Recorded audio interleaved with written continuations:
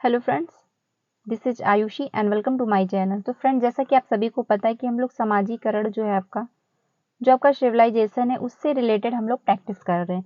मैंने topic discuss की थी, मतलब जो आपका ये टॉपिक है सिविलाइजेशन और आपका जो जेंडर है, दोनों टॉपिक मैंने आपके एक साथ कवर किए थे, क्योंकि दोनों में से एक एक क्वेश्चन बन जाता है तो आपके 2 नंबर इस वीडियो से कवर हो जाएंगे। तो अगर आप लोगों ने नहीं देखी तो प्लीज जाके देख सकते हैं, क्योंकि जब तक कॉन्सेप्ट क्लियर नहीं होगा आप क्वेश्चन को गेन नहीं कर पाओगे। जब आपका कॉन्सेप्ट क्लियर होता है तो आपको समझ में आता है, आपका कॉन्सेप्ट बिल्ड होता है कि क्वेश्चन को हमको कैसे डील करना है। तो आप लोग वो वीडियो पहले जाके देख लीजिए, फिर ये वीडियो प्रैक्टिस करिए।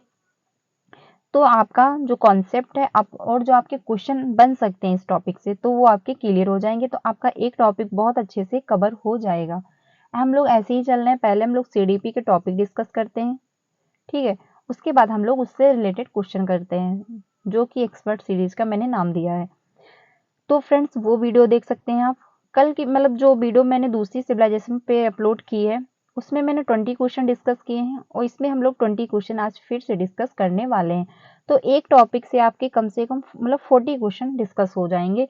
तो इतने एक टॉपिक पे क्वेश्चन इनफ होगा। अगर आप इतने क्वेश्चन अच्छे से एनालिसिस कर लेते हो, अच्छे से देख लेते हो, तो आपको अब इससे रिलेटेड और क्वेश्चन देखने की जरूरत नहीं पड़ेगी, क्योंकि जो मैं यहाँ पे क्वेश्चन आप लोगों से डिस्कस करूंगी, इसमें से बहुत क्वेश्चन आपके प्रीवियस के हैं। बाकी क्वेश्चन जो इस टॉपिक से बन सकते हैं, मतलब कैसे क्वेश्चन पूछ सकता है एग्जामिनर, वो भी मैंने इंक्लूड किया हुआ है। तो इतने क्वेश्चन आपके इनफ हो जाएंगे। जो आपका सोशलाइजेशन टॉपिक है, आपका मिनिमम 1 से 2 ही मतलब नंबर आते हैं आपके हर, लेकिन पूछा हर बार जाता है। ये मत सोचिएगा कि इस बार नहीं पूछा जाएगा, ये हर बार आते हैं कुछ टॉपिक। तो इस ये मतलब आप लोग बहुत अच्छे से देख लीजिए।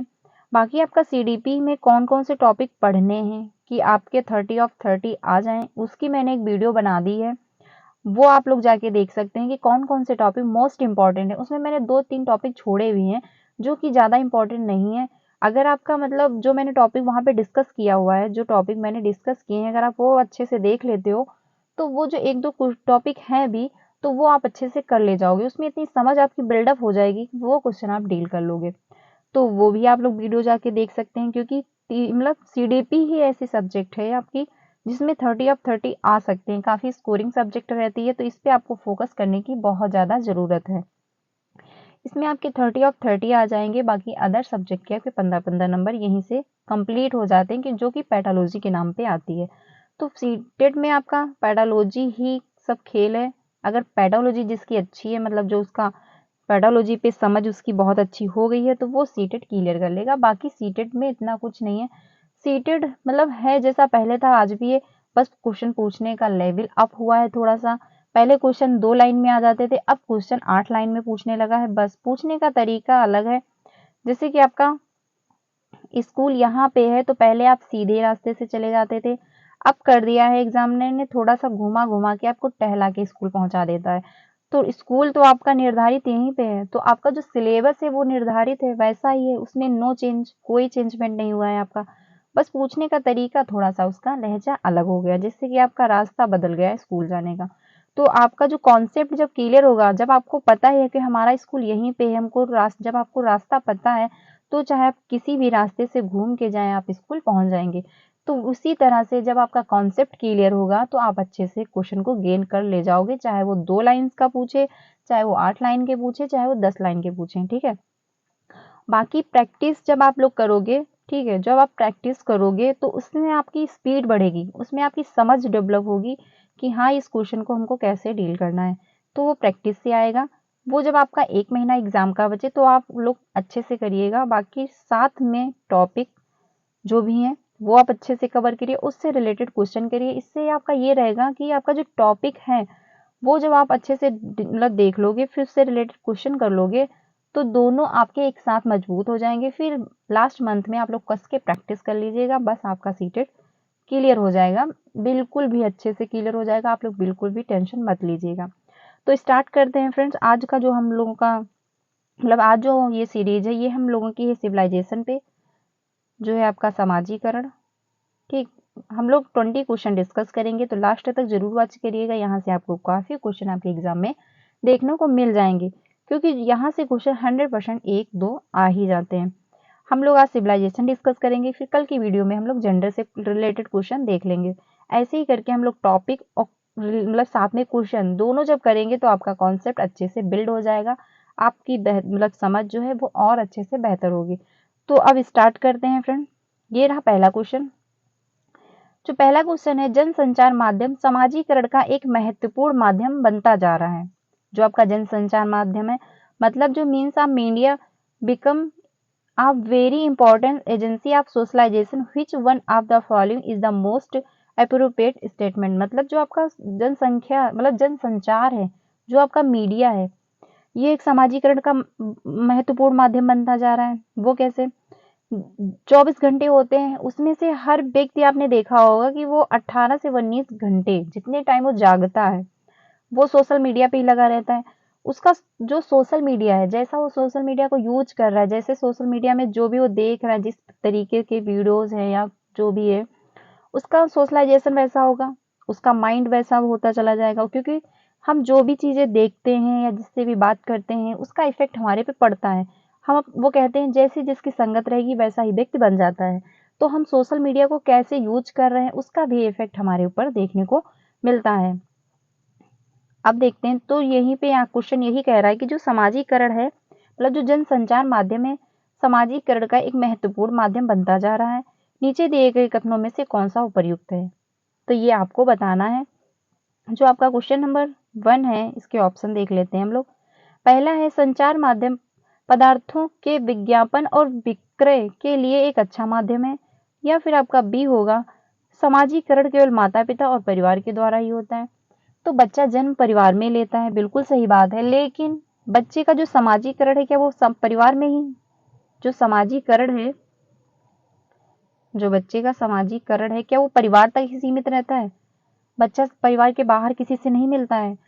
तो बच्चे का जो समाजीकरण है वो परिवार से शुरू जरूर होता है, लेकिन उसका जीवन पर्यंत चलता है। जैसा कि आप लोगों को भी पता होगा कि जो मनुष्य होते हैं वो एक सामाजिक प्राणी होते हैं।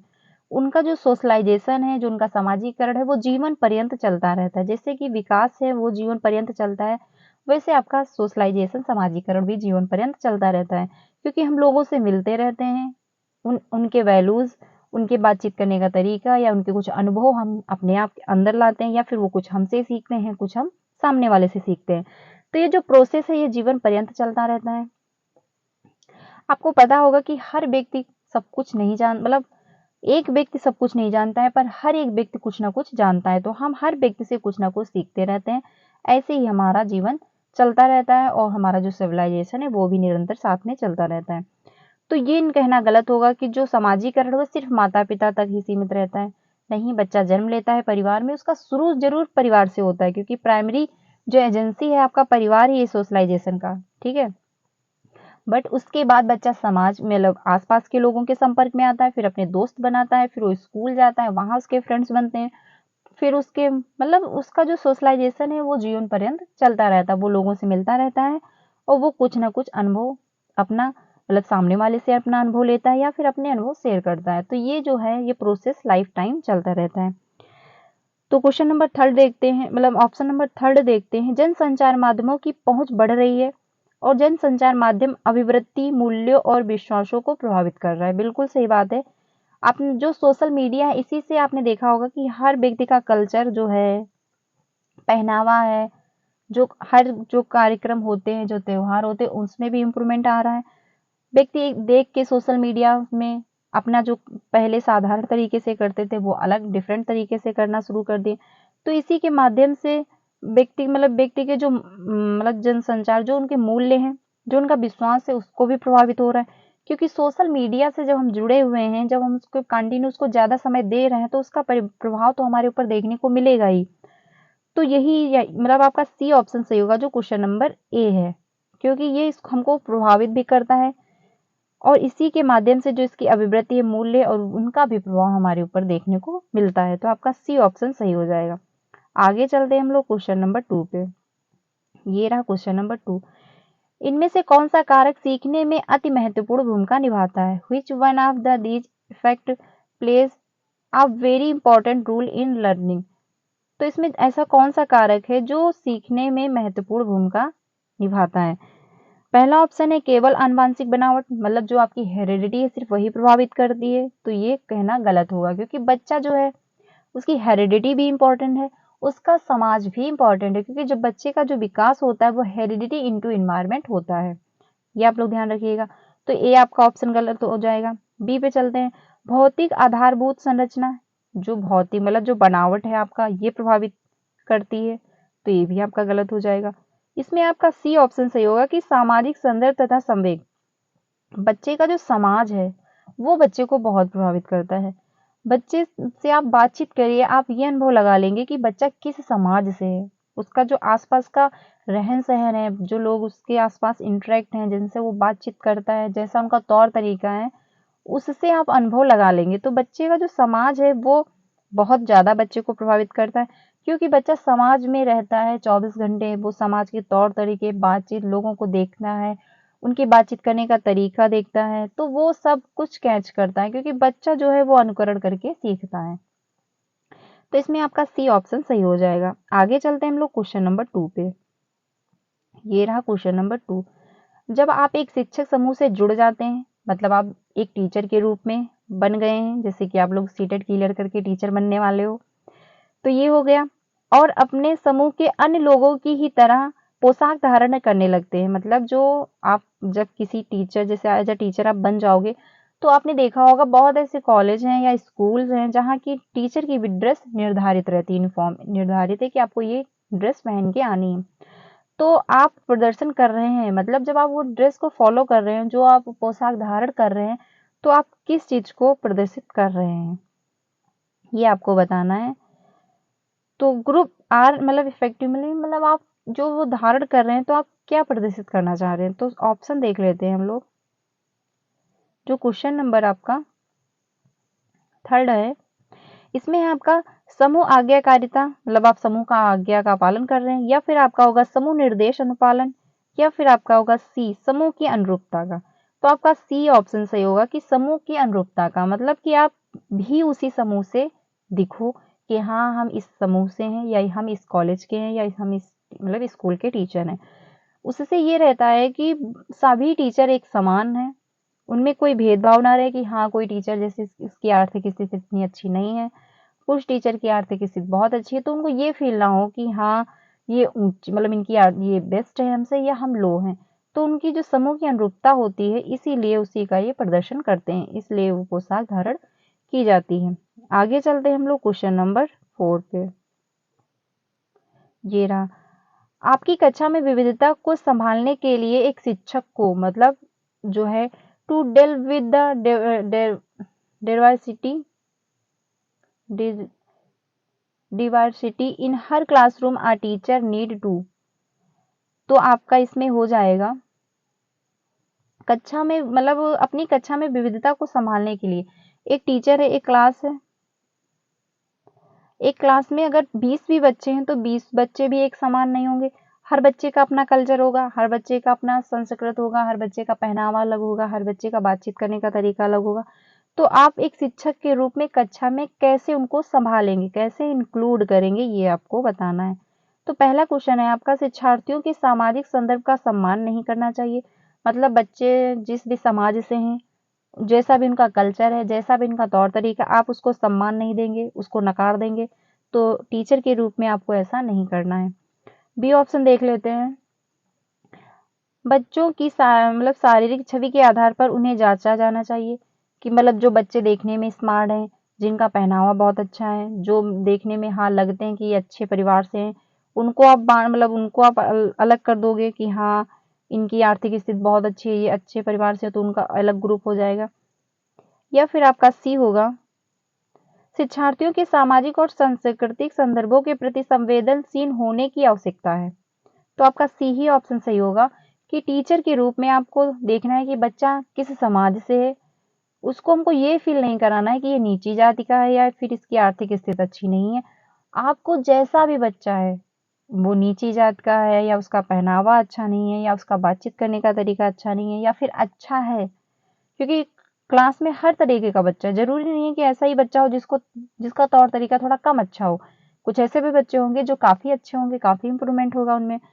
तो उनको दोनों को आपको इंक्लूड करना है, हर प्रकार के बच्चे को आपको इंक्लूड करके चलना है। जैसी बच्चे की नीड होगी उनको वैसे ही आवश्यकताएं आप पूरी करते जाएंगे और उनको आगे बढ़ाते जाएंगे।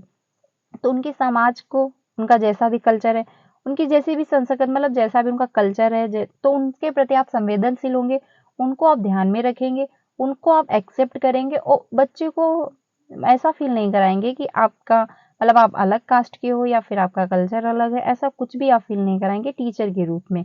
तो इसमें आपका सी ऑप्शन सही हो जाएगा। आगे चलते हैं हम लोग क्वेश्चन नंबर 5 पे।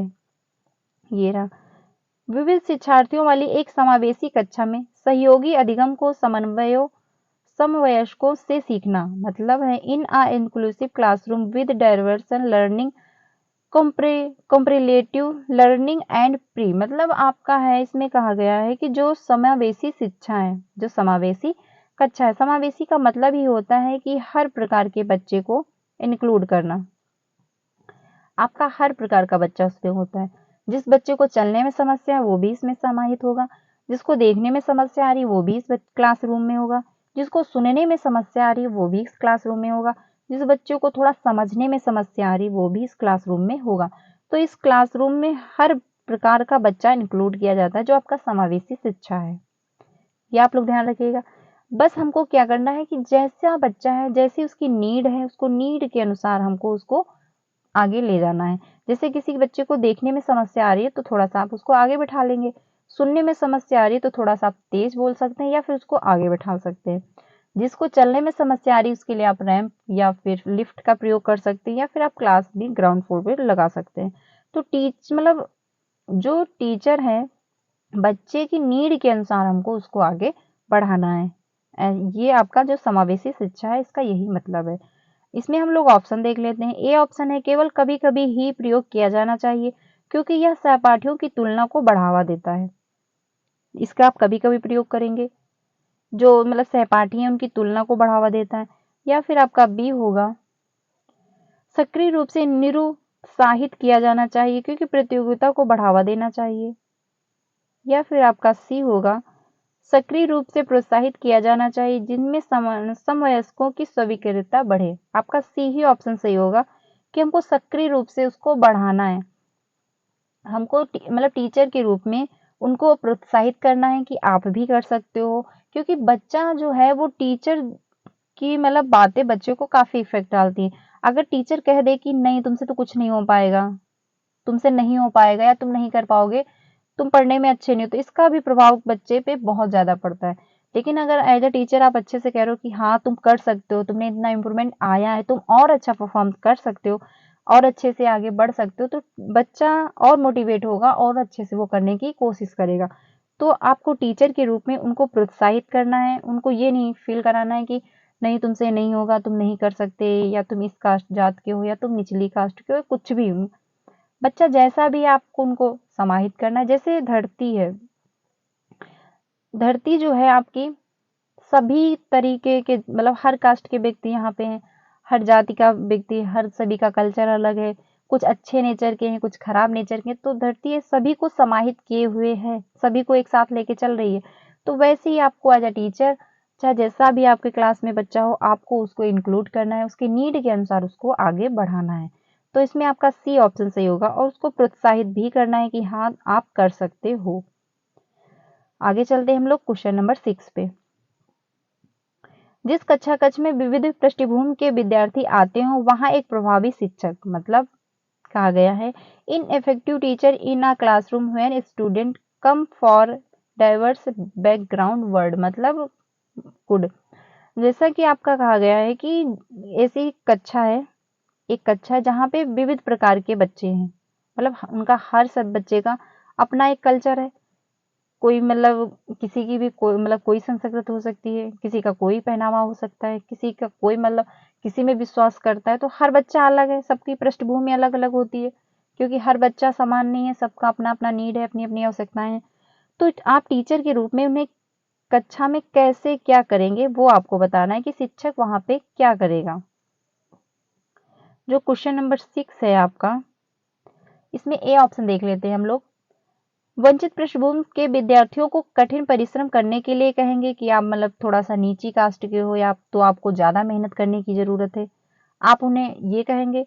या फिर आप बी होगा, समूह में व्यक्ति भिन्नता को बताने के लिए उनकी सांस्कृतिक जानकारी पर ध्यान देगा। या फिर आपका सी होगा, सांस्कृतिक जानकारी की अनदेखी करेगा और एक समवयस्क सामान्य तरीके से अपने सभी विद्यार्थियों के लिए साथ व्यवहार करेंगे।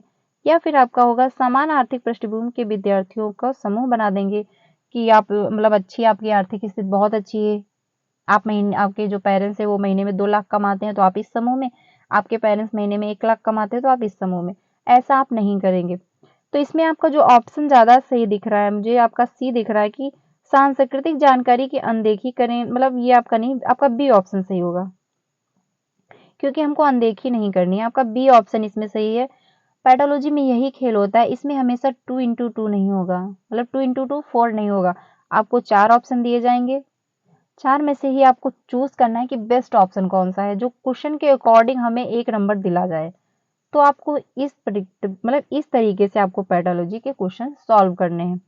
तो इसमें आपका बी ऑप्शन सही होगा कि हमको उनकी विविधता को ध्यान में रखना है और ध्यान में रख के उनकी नीड के अनुसार हमको आगे बढ़ाना है। तो इसमें आपका बी ऑप्शन सही हो जाएगा। आगे चलते हैं हम लोग क्वेश्चन नंबर 7 पे। ये रहा क्वेश्चन नंबर 7।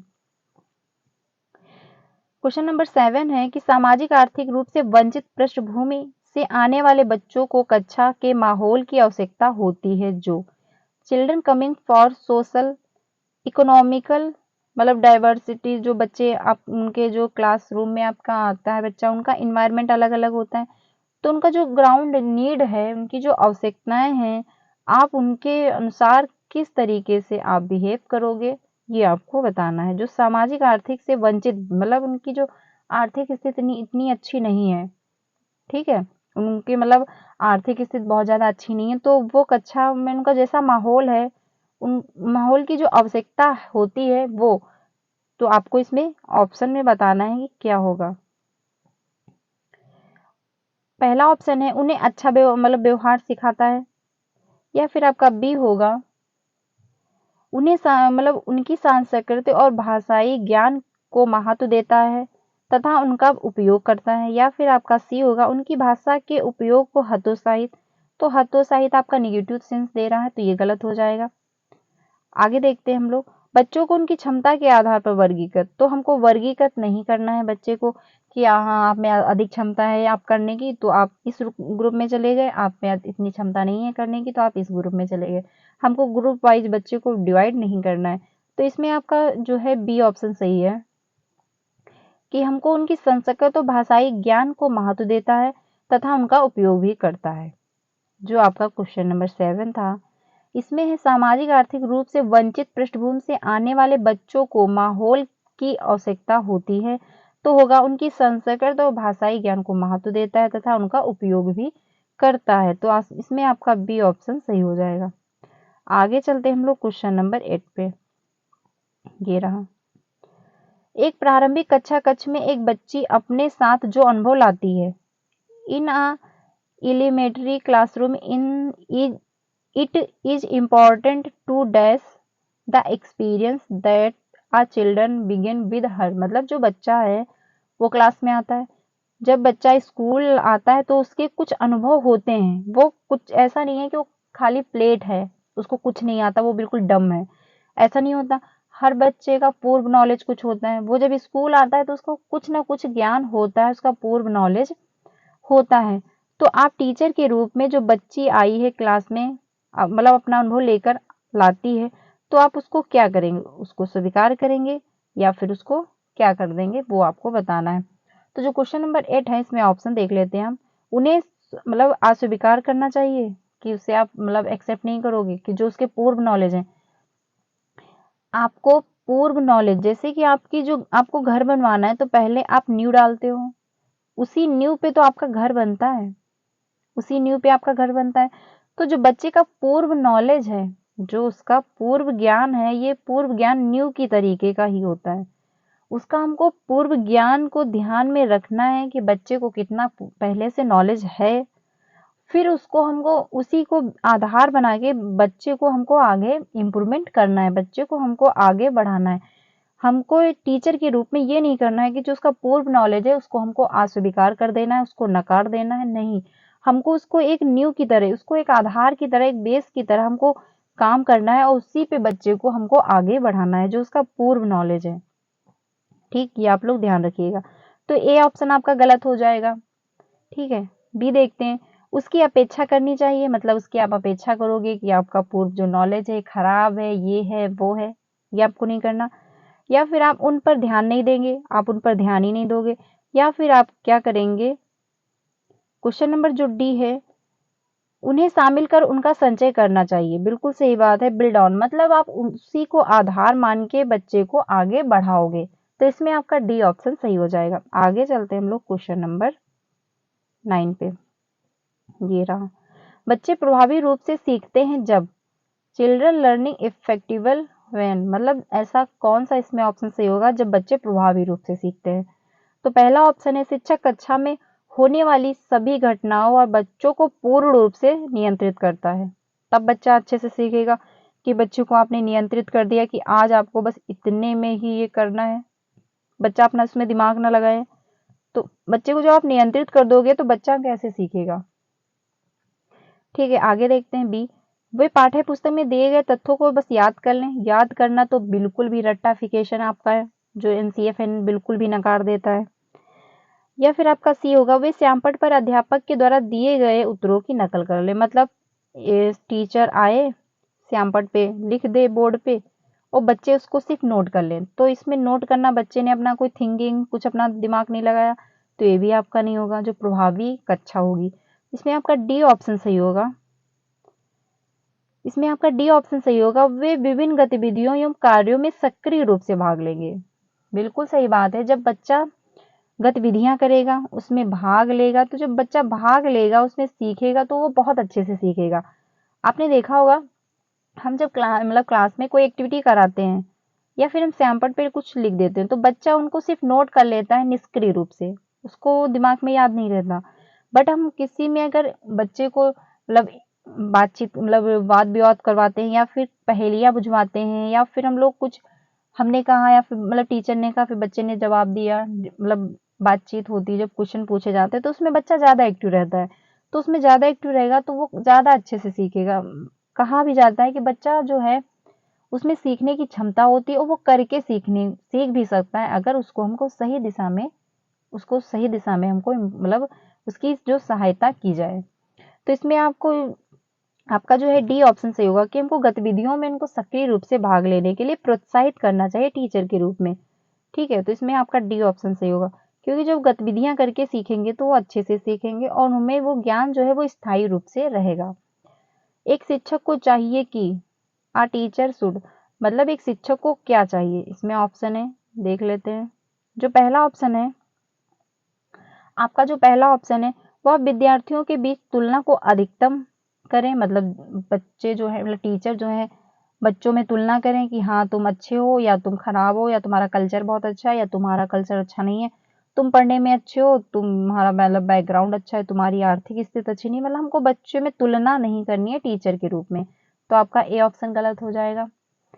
ऑप्शन बी देखते हैं, एक विशेष संस्कृत समुदाय के बच्चों को बढ़ावा दें, मतलब जिनका विशेष अच्छा समुदाय हो, वो अच्छी संस्कृत से उनका अच्छा मतलब रहन सहन हो, आप उसको बढ़ावा देंगे। या फिर आपका सी होगा, वह विद्यार्थियों के बीच सांस्कृतिक विभिन्नताओं तथा विविधता की अनदेखी, आपको अनदेखी नहीं करनी है, आप उनको ध्यान में रखना है, उसी के अनुसार बच्चे की नीड के अनुसार आपको इम्प्रूवमेंट करना है। फिर डी, आपका इसमें डी ऑप्शन सही होगा, यह संप्रेषित करें कि वह कक्षा कक्ष में सभी संस्कृतियों का सम्मान करती है, मतलब करती है, एक एवं महत्व देती है। इसमें आपका डी ऑप्शन सही होगा, यह संप्रेषित करें कि वह कक्षा कक्ष में सभी संस्कृतियों का सम्मान करती है एवं महत्व दे। बिल्कुल सही है, आपका डी ही ऑप्शन सही होगा, क्योंकि हमको टीचर के रूप में हर बच्चे की संस्कृत, जैसा उसका कल्चर है, जैसा भी उसका रहन सहन है, उसको हमको सम्मान करना है और उसको महत्व भी देना है। ये नहीं कि हम जिसकी आर्थिक स्थिति अच्छी नहीं है उसको हम महत्व नहीं दे रहे हैं, उसकी संस्कृत, उसकी बातचीत करने के तरीके को हम नकार रहे हैं। तो ये हमको नहीं करना है, हमको उसको सम्मान देना है, तो आपका डी ऑप्शन सही हो जाएगा। आगे चलते हम लोग क्वेश्चन नंबर 11 पे। 10 का क्वेश्चन बचे हुए हैं फ्रेंड्स, तो प्लीज लास्ट तक जरूर वॉच करिएगा। अगर आप यहाँ पे टाइम दे दोगे तो आपका जो ये टॉपिक है अच्छे से कवर हो जाएगा, आपसे इससे रिलेटेड क्वेश्चन सारे कर पाओगे। तो क्वेश्चन नंबर 11 देखते हैं। जब शिक्षक को विद्यार्थियों में उनकी योग्यताओं के बारे में सकारात्मक विश्वास होता है तब विद्यार्थी When teacher have positive beliefs about student and their abilities the student। तो इसमें आपका जो है शिक्षक विद्यार्थियों को उनकी योग्यताओं के बारे में सकारात्मक विश्वास होता है, बिल्कुल है सही। क्योंकि जब टीचर, अगर अभी मैंने आपको बताया था कि अगर टीचर है, अगर शिक्षक बोल दे बच्चे से कि हाँ तुम कर सकते हो, तुम अच्छे से कर पाओगे, तुमने इतना इम्प्रूवमेंट हुआ है, तुम्हारे में और इम्प्रूवमेंट हो सकता है, तुम और अच्छा परफॉर्म कर सकते हो, तो बच्चा जो है वो और अच्छे से करने की कोशिश करेगा। अगर आप टीचर कह दे कि नहीं तुमसे नहीं होगा, तुम ये नहीं कर सकते, तुम्हारे में इतनी मतलब ये गुण नहीं है, तुम इतने अच्छे नहीं हो, तो तुम ये नहीं कर पाओगे, तो बच्चा कर भी अगर लेगा तो वो नहीं कर पाएगा। क्योंकि बच्चे के मतलब टीचर के जो थॉट हैं, टीचर की जो बातें हैं वो बच्चे को काफी प्रभावित करती हैं, उनका बहुत ज्यादा प्रभाव बच्चे पर पड़ता है। तो हमको टीचर जो हो, टीचर के रूप में हमें उन्हें सकारात्मक मतलब अच्छा कहना कि हाँ आप कर सकते हो, आप में इतना इम्प्रूवमेंट हुआ है और भी हो सकता है, आप काफी अच्छा परफॉर्म इसमें आगे बढ़ सकते हो। तो हमें टीचर के रूप में उसको सकारात्मक रूप से विश्वास दिलाना है। जब आप ऐसा करोगे तो तब विद्यार्थी क्या करेगा वो आपको यहाँ पे बताना है। तो क्वेश्चन नंबर जो आपका 11 है, इसमें हम लोग ऑप्शन देख लेते हैं। पहला ऑप्शन है सीखने के लिए उत्साहित एवं प्रेरित रहेगा, या फिर आपका बी होगा निश्चित मतलब निश्चिंत हो जाते हैं तथा सीखने के लिए किसी भी तरह का प्रयास करना बंद कर देते हैं, ये होगा। या फिर आपका होगा का उत्साह भंग हो जाता है तथा वे दबाव में आ जाते हैं। मतलब टीचर जब सकारात्मक प्रभाव डालेगा तो उसका गलत प्रभाव तो बच्चे पे नहीं पड़ेगा, ये आपका गलत हो जाएगा। किसी भी रूप में वो प्रभावित नहीं होंगे, बिल्कुल प्रभावित होंगे, क्योंकि जो टीचर है, टीचर क्या राय रखता है अपने बच्चों के प्रति, उसका भी प्रभाव बच्चे पे बहुत ज्यादा पड़ता है। तो इसमें आपका ए ऑप्शन सही होगा कि बच्चे सीखने के लिए उत्साहित तथा प्रेरित होंगे। जब टीचर बच्चों को मोटिवेट करेगा तो बच्चे और अच्छे से आगे बढ़ने की कोशिश करेंगे। तो इसमें आपका ए ऑप्शन सही हो जाएगा। आगे चलते हैं हम लोग क्वेश्चन नंबर 12 पे। निम्नलिखित कथनों में से कौन सा विकास एवं अधिगम के बीच संबंध को सही तरीके से सूचित करता है, ये आपको बताना है। Which of the following statement denotes denote the relationship between development and learning मतलब correlately। तो ये आपको बताना है कि जो विकास एवं अधिगम के बीच संबंध है वो सही तरीके से सूचित करते हैं। तो पहला आपका ऑप्शन है विकास एवं अधिगम संबंधित नहीं है, मतलब जो विकास है और अधिगम है संबंधित नहीं, ये कहना गलत होगा। क्योंकि जो विकास है, बच्चा जो सीखता है उसी से उसका विकास होता है। आप कल से मतलब आप कल से आज कितना इम्प्रूवमेंट हुआ है, तो आप लर्निंग के माध्यम से सीख सकते हो। आपको पहले 1 टेबल आते होंगे, फिर आपने मतलब जो गणित में क्वेश्चन है वो सॉल्व करना सीखा, पहले आपने 1 2 पढ़े होंगे, फिर आपको टेबल आए, फिर आपने प्लस मतलब माइनस करना सीखा, ऐड सब्ट्रैक्शन ये सब सीखा, डिवाइड करना सीखा। तो आप में इम्प्रूवमेंट कैसे आया, आपको में विकास कैसे हुआ, जब आपने लर्निंग की। तो जो हम सीखते हैं तो हमारे में विकास होता है, ठीक है। तो इसमें ये कहा गया विकास एवं अधिगम से संबंधित नहीं, बिल्कुल संबंधित है, ये आपका गलत हो जाएगा। अधिगम विकास का ध्यान मतलब जो है अधिगम विकास का ध्यान किए बिना घटित होता है। जो अधिगम है वो विकास का ध्यान मतलब आप अधिगम किए जा रहे हो, आप सीखते जा रहे हो और आपका विकास नहीं हो रहा, ये भी कहना गलत होगा। सी देखते हैं, अधिगम की दर विकास की दर से काफी अधिक है। तो अधिगम मतलब सीखना तो आपका जो है वो विकास है, ये बराबर चलता रहता है। आप जीवन पर्यंत सीखते भी रहते हो, आपका विकास भी जीवन पर्यंत चलता रहता है। तो जो क्वेश्चन नंबर 12 है इसका डी ऑप्शन सही होगा,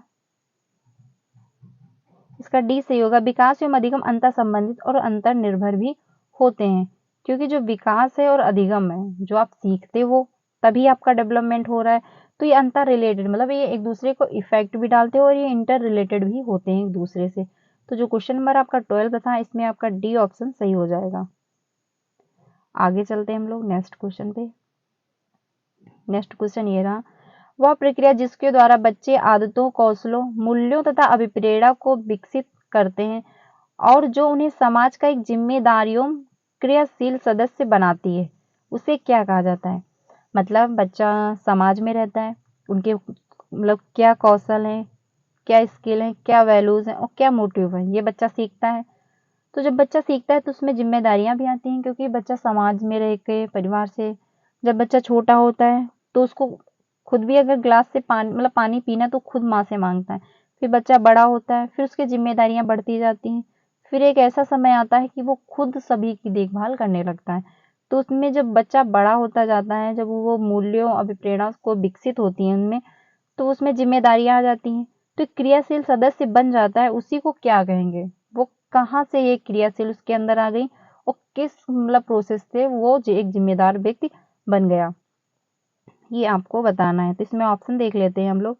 पहला आपका समाजीकरण, या फिर आपका होगा समावेशन, मतलब वो समावेशन कर रहा है, या फिर आपका होगा मुख्य धारा से जोड़ा, या फिर आपका होगा विभेदीकरण, मतलब अलग फलग कर देना। तो इसमें आपका ए ऑप्शन सही होगा, सिविलाइजेशन। इसमें इंक्लूसिव मतलब वो समावेशन तो कोई कर नहीं रहा है, ठीक है। तो इसमें आपका ए ही ऑप्शन सही होगा, क्योंकि हम सामाजिकरण के द्वारा ही, समाज के द्वारा ही मूल्य क्या हुए, क्या विश्वास है, क्या इसकी वैल्यू है, क्या मोटिव है इसके, वो हम सब सीखते जाते हैं और हमारे अंदर एक मेच्योरिटी आती जाती है और हमें एक ऐसा टाइम आता है जब हम एक जिम्मेदार व्यक्ति बन जाते हैं। तो इसमें आपका ए ऑप्शन सही हो जाएगा। आगे चलते हैं हम लोग नेक्स्ट क्वेश्चन पे। शिक्षण अधिगम प्रक्रिया में वंचित समूह से संबंधित विद्यार्थियों के द्वारा सहभागिता कम होने की स्थिति में एक शिक्षक को क्या करना चाहिए, ये आपको बताना है। तो इसमें ऑप्शन देख लेते हैं हम। जो क्वेश्चन नंबर आपका 40 है, इसमें आपका पहला ऑप्शन है, बच्चों को विद्यालय छोड़ने के लिए कहना चाहिए, मतलब आप बच्चों को विद्यालय छोड़ने के लिए बोल दोगे, ये आपको नहीं करना है। इस स्थिति को जैसी है स्वीकार कर लेना चाहिए, उसमें आप कोई इंप्रूवमेंट नहीं लाओगे। अगर बच्चे को समस्या आ रही है तो आने दो, आपको कोई फर्क नहीं पड़ता, बिल्कुल भी ऐसा नहीं करना है। या फिर सी होगा, इन विद्यार्थियों से अपनी अपेक्षाओं को कम करना चाहिए, मतलब आप टीचर्स में वो बच्चों से कह दोगे कि अपनी अपेक्षाएं कम कर लो, जितना मैं पढ़ा रहा हूँ सिर्फ उतना ही पढ़ लो, बाकी अपना दिमाग उसमें एक्स्ट्रा मत लगाओ। तो ये आपको बिल्कुल भी नहीं करना है। आपका डी ऑप्शन सही होगा, अपनी शिक्षण पद्धति पर विचार करना चाहिए तथा बच्चों की सहभागिता में सुधार करने के लिए नए तरीके ढूंढने चाहिए। डी का ऑप्शन मच बेटर है कि आपको टीचर के रूप में आपको ये समझना है कि बच्चे को समस्या कहाँ पे आ रही है। अगर आप पढ़ा रहे हो तो आप पढ़ा रहे हो क्योंकि बच्चा हर प्रकार का है, किसी को देख के समझ में ज्यादा आ रहा होगा, तो किसी को आपको एग्जाम्पल जो उसके मतलब आपको बिना एग्जाम्पल के भी उसको समझ में आ रहा होगा, किसी को आप बोर्ड पे जब लिख रहे हो तो ज्यादा अच्छे से समझ में आ रहा होगा, किसी को गतिविधियां करके मतलब एक्टिविटी करा के बहुत अच्छे से समझ आ रहा होगा। तो टीचर के रूप में आपको ध्यान रखना है, उसमें मतलब विचार करना चाहिए कि कहाँ पे आपको समस्या बच्चे को आ रही है, आपके पढ़ाई में कहाँ पे ऐसी जो मतलब कमी आप में हो रही है आप में, कि बच्चे को समझ आखिर नहीं आ रहा है। तो आपको ये सब ध्यान रखना है तथा उसमें सुधार भी लाने की आवश्यकता होती है। तो जब आप मतलब ध्यान दोगे कि कहाँ पे समस्या आ रही है, बच्चे को कहाँ पे सीखने में प्रॉब्लम हो रही है, फिर आप उस हिसाब से अपने मेथड को चेंज करोगे। तो आपको इसमें है जो आपका डी ऑप्शन सही हो जाएगा। आपको टीचर के रूप में उस पर ध्यान देने की आवश्यकता है। अगला देखते हैं, निम्नलिखित में से कौन सा द्वितीय समाजीकरण एजेंसी का उदाहरण है? विच ऑफ द फॉलोइंग आज एग्जाम्पल ऑफ सेकेंडरी सिविलाइजेशन। तो आपको मतलब द्वितीय समाजीकरण, मैंने आपको जो सिविलाइजेशन मतलब थ्योरी हमने डिस्कस की हुई है उसमें मैंने आपको बताया है कि जो आपका प्राइमरी सेकेंड मतलब एजेंसी है, आपका जो सेकेंडरी एजेंसी है। प्राइमरी एजेंसी अगर आपसे पूछ ले तो किसी भी कंडीशन में आप अगर परिवार दिया है, परिवार के साथ कुछ भी लिया हो, चाहे मतलब पास पड़ोस हो या स्कूल हो या मीडिया हो, कुछ भी दिया हो, आप हमेशा प्राइमरी के साथ ही जाइएगा, क्योंकि ये आपको भड़काने के लिए बीच में ऑप्शन डाल देते हैं, उसी में कंफ्यूजन क्रिएट हो जाता है, फिर हम लोग ऑप्शन गलत कर देते हैं। तो आपको भटकने की जरूरत नहीं है, आपको कंफ्यूज होने की बिल्कुल भी जरूरत नहीं है। अगर आपका परिवार दिया है तो आप हमेशा प्राइमरी के साथ जाइएगा, चाहे उसमें उसके साथ चाहे विद्यालय दिया हो, स्कूल दिया हो, मीडिया दिया हो, लाइब्रेरी दिया हो, कुछ भी दिया हो, आप हमेशा प्राइमरी के साथ ही जाइएगा, ठीक है। तो लेकिन यहाँ पे आपके क्वेश्चन में पूछा है कि सेकेंडरी सिविलाइजेशन, तो सेकेंडरी सिविलाइजेशन जो है आपका सी होगा, क्योंकि जो परिवार है वो प्राइमरी है। यहाँ भी परिवार आपका दिया है, ये भी प्राइमरी हो जाएगा। लेकिन यहाँ पे आपका विद्यालय और मीडिया दिया हुआ है, तो यही आपका सेकेंडरी होगा। यहाँ पे पास पड़ोस मतलब जो है नियर, मतलब जो आपका पास पड़ोस है, ये आपका कभी कभी प्राइमरी में जाता है। तो देखना हमको ये है कि ऑप्शन क्या कह रहा है। इसमें आपका जो ये मतलब पास पड़ोस कभी कभी प्राइमरी में होता है, तो पास पड़ोस अगर मीडिया के साथ है या फिर स्कूल के साथ है तो हमको इसको नहीं मतलब सेकेंडरी में नहीं लगाना है। लेकिन विद्यालय जो है आपका हमेशा सेकेंडरी में रहता है और मीडिया भी आपका सेकेंडरी में जाता है, तो इसमें आपका सी ऑप्शन सही हो जाएगा, क्योंकि हमसे सेकेंडरी ही पूछा गया है। आगे चलते हैं हम लोग। Which are the following are secondary agent of socialization, मतलब निम्नलिखित में से कौन सामाजिकरण के गौड़ वाहक हो सकते हैं। क्वेश्चन को घुमा दिया है, बाकी क्वेश्चन का आंसर वही होने वाला है। ठीक है, तो ऑप्शन देख लेते हैं हम लोग। विद्यालय और निकटतम परिवार के सदस्य, या फिर आपका होगा परिवार और रिश्तेदार। तो यहाँ पे सेकेंडरी पूछा है, तो जहां जहां पे परिवार दिया है वो तो आपका प्राइमरी हो जाएगा। डी ऑप्शन में ही परिवार नहीं दिया गया है, तो ये आपका सेकेंडरी हो जाएगा। पास पड़ोस की कोई वैल्यू नहीं रह गई है, इनको जिनके साथ आप जोड़ दोगे ये उसके अंतर्गत चले जाएंगे, जो आपके नेबरहुड है। ठीक, तो ये आपका सेकेंडरी में जाएगा। लेकिन वहीं अगर यहाँ पे मतलब परिवार दिया होता तो ये आपके प्राइमरी में जाने मतलब चले जाते, तो आपका डी ऑप्शन सही हो जाएगा। ये क्वेश्चन यहाँ से बन जाता है, बस थोड़ा समझने का है और इसी में क्वेश्चन गलत कर देते हैं आप लोग, मतलब काफी लोग गलत करते हैं। तो आपको कंफ्यूज होने की बिल्कुल भी जरूरत नहीं है। अगर परिवार दिया तो आप उसके साथ कुछ भी दिया हो, कुछ भी, आप हमेशा प्राइमरी में जाइएगा। अगर सेकेंडरी में है तो परिवार ना दिया हो तो आप सेकेंडरी के अंतर्गत चले जाइएगा। ठीक है, और क्वेश्चन में दोनों एक साथ नहीं देगा, ये भी आप लोग ध्यान रखिएगा। परिवार एवं पास पड़ोस बच्चों के समाजीकरण की, मतलब फैमिली जो है एंड नेबरहुड है, जो पास पड़ोस की समाजीकरण होता है वो क्या है, प्राइमरी एजेंसी है या सेकेंडरी एजेंसी, ये आपको बताना है। क्वेश्चन नंबर जो 17 है, तो इसमें है मनोवैज्ञानिक एजेंसी मतलब फिजिकल, या फिर आपका होगा प्राइमरी, तो आपका प्राइमरी एजेंसी होगा, क्योंकि परिवार दिया हुआ है तो आपका प्राइमरी के अंतर्गत चला जाएगा। ठीक है, आपका बी ऑप्शन सही हो जाएगा। आगे चलते हैं हम लोग नेक्स्ट क्वेश्चन पे। ये रहा, शिक्षक कक्षा में पढ़ने में ध्यान न देने वाले बच्चों से किस प्रकार का बर्ताव कर सकते हैं। मतलब जो शिक्षक हैं, अगर बच्चा ध्यान नहीं दे पा रहा है तो आप उससे किस तरीके से व्यवहार करेंगे, वो आपको बताना है। बच्चे को कक्षा से बाहर निकाल देंगे, मतलब बाहर जाने के लिए कह देंगे कि अगर तुम ध्यान नहीं दे रहे हो तो तुम बाहर निकल जाओ, ये आपको नहीं करना है। ठीक है, बी ऑप्शन देखते हैं, पूरी कक्षा के सामने उन्हें बार बार डांटेंगे, ये भी आपको नहीं करना है, क्योंकि जब बच्चों को आप बार बार डांटोगे तो उसमें हीनता भावना उत्पन्न होगी, और वो अगर वो पढ़ना भी चाहता होगा तब भी नहीं पढ़ पाएगा।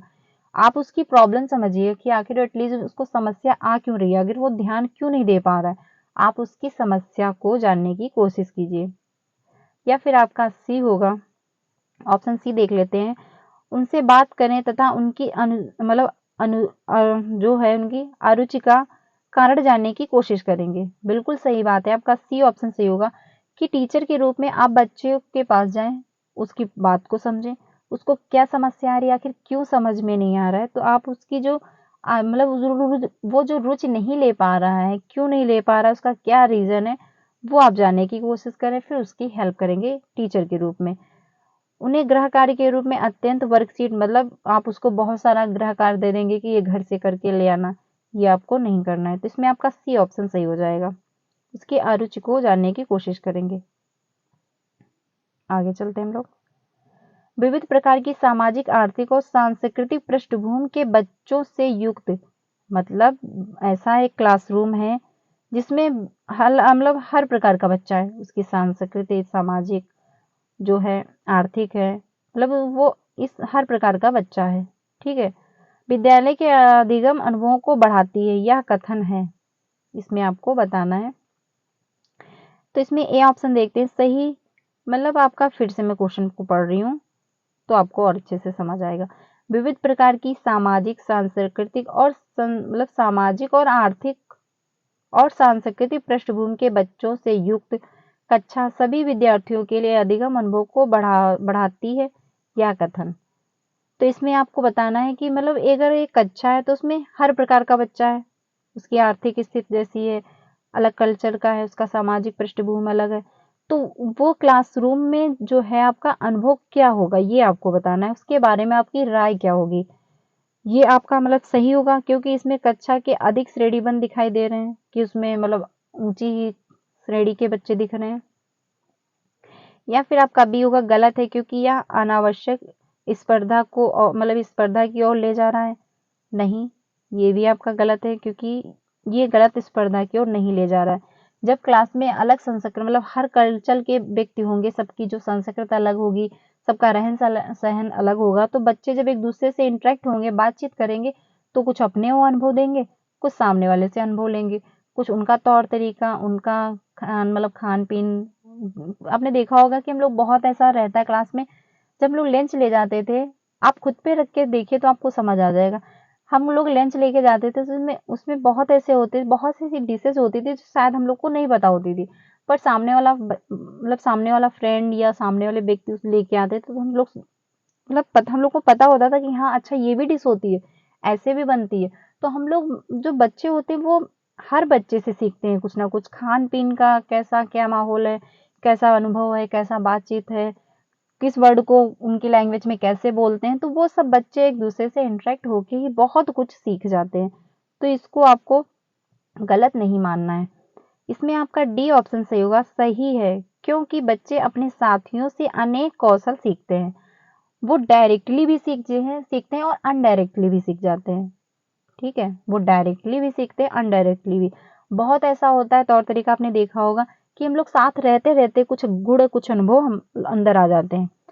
तो जो बच्चे होते हैं वो जब एक क्लासरूम में विविध प्रकार के बच्चे होंगे तो वो एक दूसरे के साथ बातचीत करेंगे, एक दूसरे का लंच शेयर करेंगे, एक दूसरे के साथ खेलेंगे, तो उनमें बहुत ऐसे गुण हैं जो विकसित होंगे, एक दूसरे के अनुभव शेयर करेंगे, तो काफी ये अच्छा माना जाता है, इसको आप गलत नहीं मान सकते। तो इसमें आपका डी ऑप्शन सही हो जाएगा। आगे चलते हैं, ये लास्ट क्वेश्चन रहा।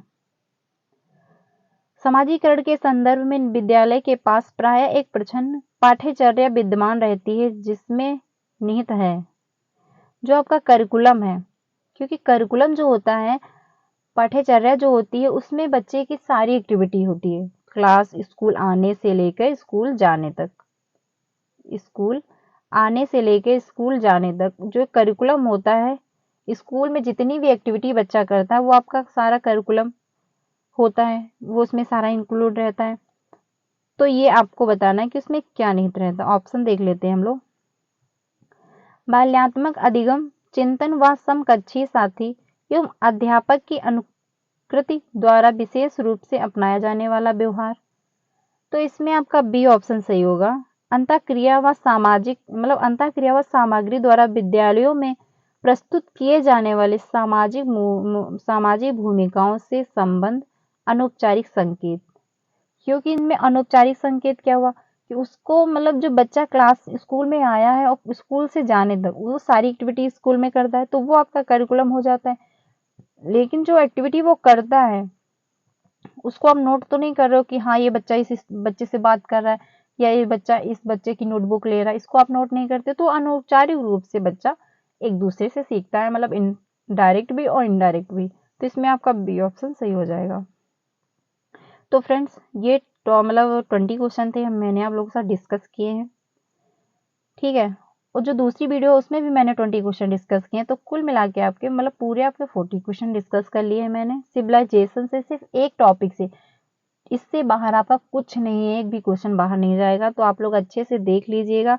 और अगर आपने इसकी थ्योरी नहीं देखी तो वो भी जाके देखिएगा, अगर वो आपकी कंप्लीट हो जाएगी, अच्छी हो जाएगी, तो आपको क्वेश्चन ये समझ में आ जाएंगे। तो वो अगर आपने नहीं देखी तो वो जाके देखिए। फिर ये जो प्रैक्टिस मैंने मतलब जो ये वीडियोस हैं जो मतलब सिविलाइजेशन से रिलेटेड क्वेश्चन है, इनको आप देखिए, अच्छे से एनालिसिस करिए, ये टॉपिक आपका अच्छे से क्लियर हो जाएगा। यहाँ से आपका 1-2 क्वेश्चन पक्के हो जाएंगे। तो फ्रेंड्स आज के लिए इतना ही रखते हैं, कल मिलते हैं। कल हम लोग जो जेंडर है आपका, जेंडर से रिलेटेड क्वेश्चन करेंगे। ठीक, क्योंकि मैंने ये टॉपिक भी वही मतलब आपका सिविलाइजेशन, ये छोटे छोटे टॉपिक थे तो मैंने एक में इंक्लूड करके डिस्कस कर दिए हैं। तो वो आप लोग देखेंगे वहां पे जाके, तो आपके दोनों टॉपिक कवर हो जाएंगे। ठीक, आपके दोनों टॉपिक कवर हो जाएंगे वहां से। तो हम लोग जेंडर, कल हम लोग लिंग से संबंधित क्वेश्चन करने वाले हैं, जो आपका जेंडर है। तो कल की वीडियो को बिल्कुल भी मिस मत करिएगा, वो भी आपकी इंपॉर्टेंट है, क्योंकि यहाँ से भी एक क्वेश्चन आपके एग्जाम में एक देखने को मिलता है, दो नहीं मिलते हैं, क्योंकि सिविलाइजेशन से एक आता है और एक यहाँ से आता है। तो इसमें आपके दो, मतलब 2 नंबर यहाँ से 100% पक्के होंगे। और यहाँ से क्वेश्चन 100% आता है। आप कोई भी सेट उठा के देख लीजिए, जेंडर से और सिविलाइजेशन से क्वेश्चन ना आया हो, कभी भी ऐसा नहीं हुआ। तो यहाँ से क्वेश्चन 100% आते हैं। और आपके क्वेश्चन जो है, मैं जितना कराया है मैंने, यहाँ से एक क्वेश्चन 100% आएगा, आपका 2 क्वेश्चन यहाँ से पक्के हो जाएंगे।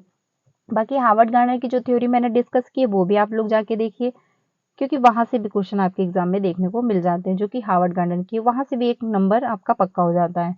ठीक है। मैंने सीडीपी में, मतलब मैं वही फिर से कह रही हूँ कि सीडीपी में जो मोस्ट इंपॉर्टेंट टॉपिक हैं, वो उसकी मैंने वीडियो बनाई है। ठीक, वो आप लोग जाके देखिए, उसमें कौन कौन से टॉपिक आपको जो पढ़ने हैं। ठीक, वो अगर आप सारे टॉपिक अच्छे से कवर कर लोगे, तो आपका जो सीडीपी है, उसमें आपका 30 में 30 आएगा, 100% आएगा। क्योंकि सीटेड की एक अच्छी क्वालिटी है कि वो क्वेश्चन आउट ऑफ सिलेबस नहीं पूछता है। ईवीएस में हो जाता है कि एक दो क्वेश्चन इधर से उधर से आ जाते हैं, क्योंकि ईवीएस सब्जेक्ट जो है आपका, आप 30 नहीं आ सकते। बट आपका सीडीपी में 30 आ सकते हैं। बहुत लोगों के आए हुए हैं, तो आपके भी आ सकते हैं। मेरे आए हुए हैं, तो आपके भी आ सकते हैं। तो आप जब सीडीपी के सारे टॉपिक अच्छे से कर लोगे, फिर इसकी प्रैक्टिस करोगे, तो आपका 30 आ जाएगा। क्योंकि सिलेबस सेम है, टॉपिक पता है आपको कि हाँ यही टॉपिक आने वाले हैं, इनसे रिलेटेड कैसे क्वेश्चन बन सकते हो, आप लोग प्रैक्टिस से कर लोगे, तो 30 तो आ ही जाएंगे। ठीक है। तो फ्रेंड्स, आज के लिए बस इतना ही। कल मिलते हैं हम लोग। कल हम लोग जेंडर से रिलेटेड क्वेश्चन करने वाले हैं, तो कल की वीडियो को भी आप लोग बिल्कुल भी मिस मत करिएगा। और अगर आपको मेरी वीडियो अच्छी लग रही है, तो अपने फ्रेंड को भी शेयर कीजिएगा। बाकी अगर वीडियो अच्छी लगी हो तो लाइक करिएगा। अगर आप मेरे से जुड़ना चाहते हैं, तो मेरे चैनल को भी सब्सक्राइब कर सकते हैं। यहाँ पे आपको शाम 4 बजे डेली वीडियो मिलेंगी। हम लोगों ने हिंदी पैथोलॉजी डिस्कस की, अब हम लोग सीडीपी डिस्कस कर रहे हैं, क्योंकि सीडीपी जो है आपका काफ़ी स्कोरिंग सब्जेक्ट रहता है, तो इसमें टाइम लग सकता है। हम लोग सिविलाइजेशन और जेंडर तक डिस्कस कर चुके हैं, उससे रिलेटेड प्रैक्टिस भी हम लोगों ने कर ली है। कल हम लोग जेंडर से रिलेटेड प्रैक्टिस कर लेंगे, क्वेश्चन कर लेंगे, ये भी हम लोग का टॉपिक अच्छे से कवर हो जाएगा। फिर हम लोग जो मोटिवेशन मैंने डिस्कस किया हुआ था, जो थ्योरी थी, ठीक उससे रिलेटेड मैंने क्वेश्चन नहीं किए थे, तो वो हम लोग क्वेश्चन अप कर लेंगे। जो आपका जेंडर के बाद, वो उसकी, मतलब वो जो आपका मोटिवेशन है, अभिप्रेरणा है, वो टॉपिक से हम लोग क्वेश्चन इसके बाद कर लेंगे। तो फ्रेंड्स, अगर आप मेरे साथ जुड़ना चाहते हैं, तो आप मेरे चैनल को सब्सक्राइब कर लीजिएगा। आपको यहाँ पे शाम 4 बजे डेली वीडियो मिलेंगी, और सिर्फ आपको एनसीईआरटी बेस ही सारा, यहाँ पे जितना भी है आपको एनसीईआरटी बेस ही प्रोडक्ट मिलेगा। कोई भी किसी भी बुक से मैं आपको नहीं पढ़ा रही हूँ, मतलब नहीं डिस्कस कर रही हूँ, सिर्फ आपका एनसीईआरटी ही है। क्योंकि आपका जो सीटेड है, सिर्फ एनसीईआरटी ही पूछता है। जब आप एनसीईआरटी से पढ़ोगे, ठीक, जब आप एनसीईआरटी से पढ़ोगे, तो जब आपका जब एग्जाम में, जब एग्जाम मतलब आंसर की आ जाती है, उसमें आप, बहुत लोग चैलेंज भी करते हैं, तो चैलेंज करने के लिए आपके लिए कोई तो पोढ़ा जरिया होना चाहिए। तो वो है आपका एनसीईआरटी, क्योंकि सीटेड एनसीईआरटी से ही पूछता है। तो जब आप एनसीईआरटी से ही पढ़ोगे, तो क्वेश्चन कहीं भी बाहर नहीं जाएगा। तो फ्रेंड्स, हम लोग एसएसटी के मॉडल पेपर भी डिस्कस करने वाले हैं। पहले हम लोग ये कर लेते हैं, फिर हम लोग एसएसटी के मॉडल पेपर डिस्कस करेंगे, क्योंकि जो एसएसटी है, ये भी आपका 60 नंबर का आता है। ठीक है। तो फ्रेंड्स, आज के लिए बस इतना ही रखते हैं, कल मिलते हैं नेक्स्ट वीडियो में। तब तक के लिए अपना ध्यान रखिएगा, अच्छे से पढ़ाई करते रहिएगा।